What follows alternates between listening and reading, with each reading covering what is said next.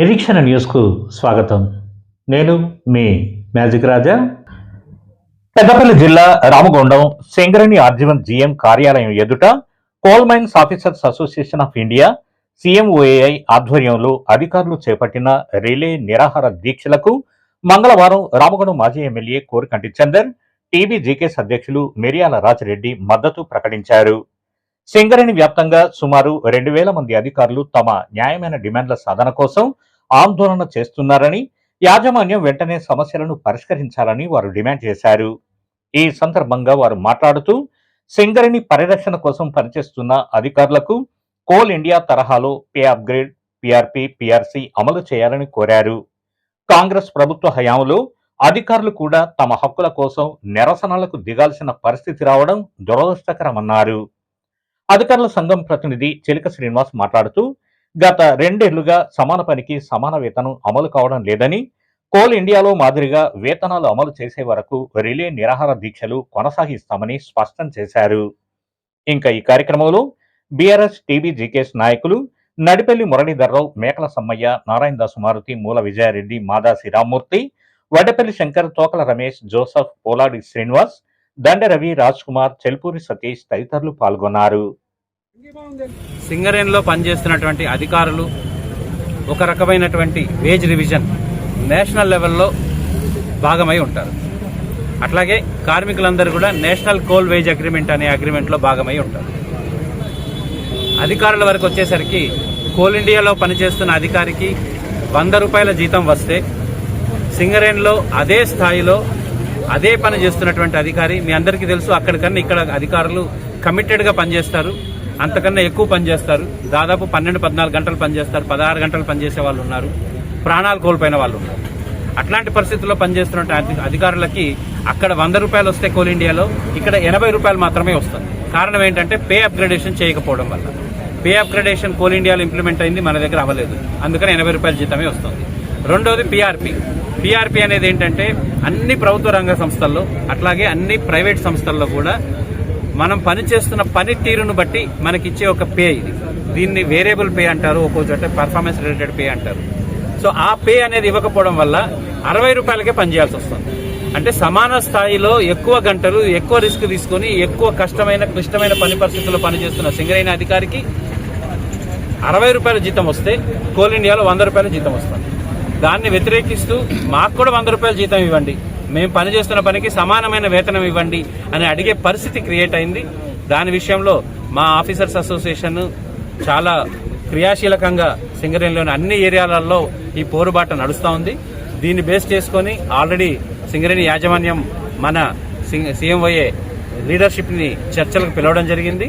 ఈ రోజు రేపట్లో కల్లా చర్చల్లో సంఘీభావం దొరుకుతుందని, చర్చల్లో మనకు కావాల్సిన రిజల్ట్ వస్తుందని ఎక్స్పెక్ట్ చేస్తున్నాము. అట్లాగే ఈ ఉద్యమము ఏదో మామూలుగా మేము చేస్తాము చూస్తామని చెప్తే కనుక ఆగే పరిస్థితి ప్రస్తుతం లేదు. దీనికి సంబంధించిన టైం లైన్స్ తోటి ఎప్పుడు ఏమి చేస్తారనేది స్పెసిఫిక్ గా ఏదైనా క్లియర్ గా ఒక మ్యాండేట్ ఉంటే తప్ప ఈ ఉద్యమం ఆగే. సింగరేణి వ్యాప్తంగా సింగరేణిలో ఉన్నటువంటి అధికారులంతా కూడా వాళ్ళ న్యాయమైనటువంటి డిమాండ్స్, ముఖ్యంగా పే అప్గ్రేడేషన్ అయితేంది, PRP అయితేంది, ప్రమోషన్స్ అయితే, ఈ 3 విషయాల విషయంలో అనేక సందర్భాల్లో యాజమాన్యాల్ని, ప్రభుత్వాల్ని ఎన్నిసార్లు విన్నవించుకున్నా, వినతి పత్రాలు ఇచ్చినా, నల్ల బ్యాడ్జీలు పెట్టినా, అనేక రకాలుగా నిరసనలు తెలిపినా కానీ స్పందించలేనటువంటి పరిస్థితిలో ఈ మధ్య కాలంలో రోడ్లపైకి వచ్చేసి అధికారులంతా కూడా దాదాపుగా 2500 మందిలో మూడు రీజియన్లలో కలిస్తే 1500-1600 మంది అధికారులు రోడ్లపైకి రావాల్సి వస్తుంది. అంటే స్టాచ్యుటరీగా ఉండేటువంటి అధికారులు తప్ప మిగతా వాళ్ళందరూ కూడా రోడ్లపైకి వచ్చేసి వాళ్ళ యొక్క నినాదాలు ఇస్తూ డిమాండ్లను పరిష్కరించాలని కోరడంతో పాటుగా అప్పటికి కూడా స్పందించినటువంటి ప్రభుత్వం యాజమాన్యానికి నిరసనగా నిన్నటి నుంచి దీక్ష చేయడం జరుగుతోంది, రిలే నిరాహార దీక్ష. దానికి తెలంగాణ బొగ్గని కార్మిక సంఘం, BRS పార్టీ సంపూర్ణమైనటువంటి మద్దతును తెలియజేస్తూ సంఘీభావాన్ని ప్రకటిస్తుంది. సింగరేణి యాజమాన్యం యొక్క కంపెనీని కాపాడేటువంటి అధికారులే ఇలా నిరసన దీక్షలు చేసేటువంటి పరిస్థితి వచ్చిందంటే ఈ యొక్క పాలన ఎటువైపు పోతున్నది, ఈ యొక్క రాష్ట్ర ప్రభుత్వం ఏ ఆలోచన చేస్తున్నది అనేది ఇలా ఒకసారి ఆలోచన చేయాల్సినటువంటి సందర్భం. ఈరోజు ఈ యొక్క తెలంగాణ రాష్ట్రంలో తెలంగాణ రాష్ట్రం రావడానికి ముందు ఈ యొక్క తెలంగాణ రాష్ట్రం కావాలి అని చెప్పేసి సింగరేణిలో ఉన్నటువంటి కార్మికులు, ఈరోజు అధికారులు అందరూ కూడా ఒక్కతాటిపైకి తెలంగాణ రాష్ట్రాన్ని తెచ్చుకున్నటువంటి ఈ యొక్క రాష్ట్రంలో ఈ రోజు ఉన్నటువంటి యొక్క అధ్వానమైనటువంటి పరిస్థితిని అసలు ఊహించుకోనటువంటి పరిస్థితి. ఇవాళ మరి ఈ యొక్క కాంగ్రెస్ పార్టీ నాయకులు, మంత్రులు కానీ, ముఖ్యమంత్రి కానీ ఇలా ఈ సింగరేణిని ఏం చేయాలదలిసిండ్రు, ఏం చేయాలనేటువంటి ఒక ఆలోచనకు వచ్చిండ్రు. అధికారులు అడుగుతూ ఉంటే దాని మీద సమాధానం ఉండదు, ఇలా కార్మికులు అడుగుతూ ఉంటే సమాధానం ఉండదు. మరి వాళ్ళు ఆ పరిపాలనలో అసలు సింగరేణిని ఇలా ప్రైవేట్ పరం చేసేటువంటి ఒక కుట్ర చేస్తే కూడా దాన్ని బీఆర్ఎస్ పార్టీ కానీ, తెలంగాణ బొగ్గు గని కార్మిక సంఘం పోరాటం చేసింది. రేపటి కాలంలో ఈ యొక్క అధికారుల సమస్యలను పరిష్కారం చేయకపోతే కూడా తప్పకుండా బీఆర్ఎస్ పార్టీ, తెలంగాణ బొగ్గు గని కార్మిక సంఘం అండగా ఉంటుందని ఈ సందర్భంగా మేము తెలియజేయడంతో పాటు ఈరోజు తెలంగాణ రాష్ట్రంలో జరుగుతున్నటువంటి దుర్మార్గమైనటువంటి పాలనకు వ్యతిరేకంగా అన్ని వర్గాలు నిలబడ్డటువంటి యొక్క నేపథ్యంలో ఈరోజు ప్రజలందరూ కూడా ఇలా ఒక్కతాటిపైకి రావాల్సినటువంటి అవసరం ఉన్నది. ఈ యొక్క నిరసన దీక్షలకు, నిరాహార దీక్షలకు సంఘీభావాలు చెప్పాల్సినటువంటి అవసరం ఉన్నది. కార్మిక వర్గం అంతా కూడా ఒక్కటి కావాల్సినటువంటి అవసరం ఉన్నదని కూడా ఈ సందర్భంగా తెలియజేస్తాం.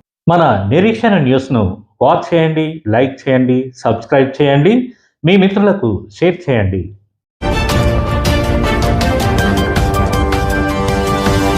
Thank you.